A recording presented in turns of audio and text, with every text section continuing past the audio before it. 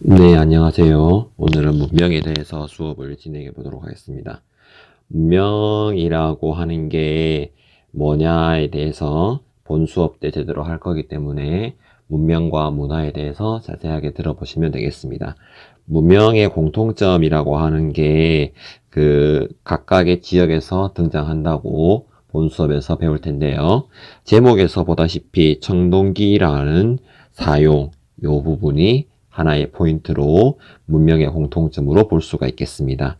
그런데 이 문명이 어디에서 등장을 했느냐? 바로 4대 강이라는 지역에서 발전했습니다.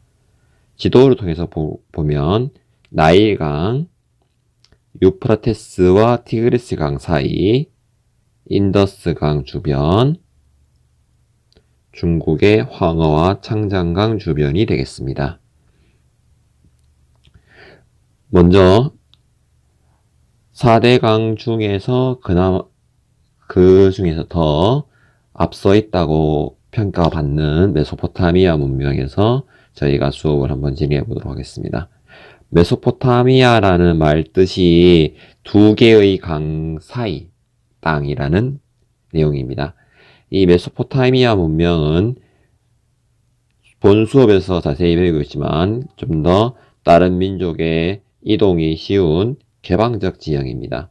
그러므로 인해서 사람들이 정착해서 도시국가를 형성을 했고 그러면서 문명이 발달하게 되었습니다.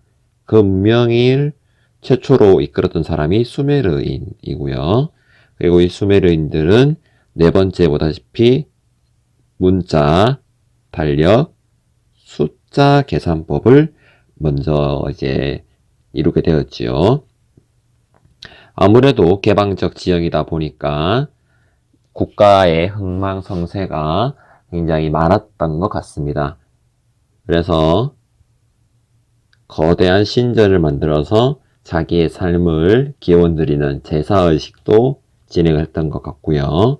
그리고 국가가 만들어지기 때문에 그 국가를 유지하기 위해서 법전이라는 것도 만들었던 것 같습니다.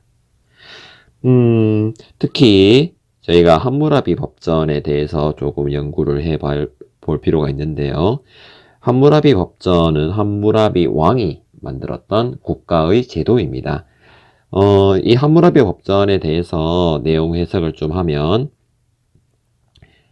고대의 법전의 대표 사례라고 볼 수 있는데 보복적인 법이라고 볼 수 있습니다. 보복적인 법이기도 하고 또한 신분적인 차별적 있다라고 본 수업에서 연구를 해볼 것 같습니다. 그리고 두 번째 문명으로 넘어가서 저희는 나일강으로 옵니다. 나일강 유역을 보면 지도를 한번 확대해 보겠습니다.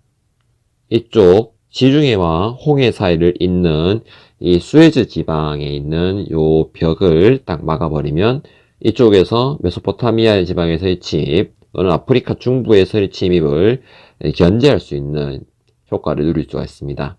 특히 아프리카 중부에는 사막이라는 게 있기 때문에 자연적인 장벽 그리고 수에즈라는 이 지역은 장벽을 치면 메소포타미아 지방에서 보호받는 그런 지형이 되겠습니다. 그래서 본 수업에서 저희가 이 지형을 폐쇄적 지형이라고 배울 텐데요.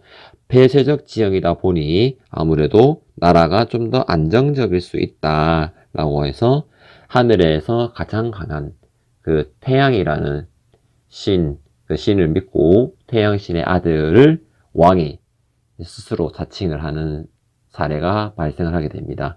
그 부분을 저희가 파라오라고 하고요. 이 파라오가 이제 하늘을 관장을 하고 그리고 이 하늘 밑에 세상을 관장한다고 여기기 때문에 그 강의 범람을 미리 예측을 하거나 또는 대비해서 이제 그 강의 범람을 이제 이용하는 기술이 발달하게 됩니다. 그것을 저희가 측량술이라고 하고요. 문자는 이제 이 지역의 특징적인 문자, 그림 문자 또는 상형 문자를 쓰게 됩니다. 그리고 태양신의 아들이기 때문에 태양을 기준으로 하는 달력을 만들었고요. 10개의 숫자를 이용하는 십진법까지 쓰게 됩니다. 4, 5세계를 좀 더 중시했기 때문에 피라미드라든가 그 신 앞으로 가는 순서인 사자의 서라는 그림을 그리게 되는데요. 이 부분은 왼쪽에 나와 있는 내용을 참고하시면 좋겠습니다. 피라미드나 아니면 오른쪽에 있는 나일로미터라는 것을 통해 우리는 이 이집트라는 지역이 수학이라든가 또는 건축술에서 굉장히 유리하다라는 내용을 확인해 볼 수가 있습니다. 그럼 저희가 확인하기 1번, 2번, 3번에서 답을 확인할 수 있을 것 같습니다. 1번, 온화한 기후, 사람들이 살기 좋겠죠. 요 지역의 무슨 유역에서 청동기 문명이 나타나기 시작하였다. 바로 4대강 유역이 되겠습니다.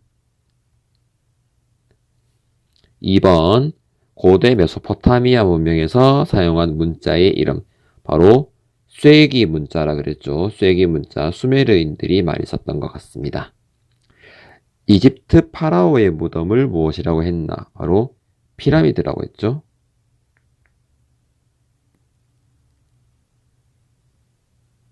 네, 그리고 저희는 세 번째 문명으로 한번 가보도록 하겠습니다.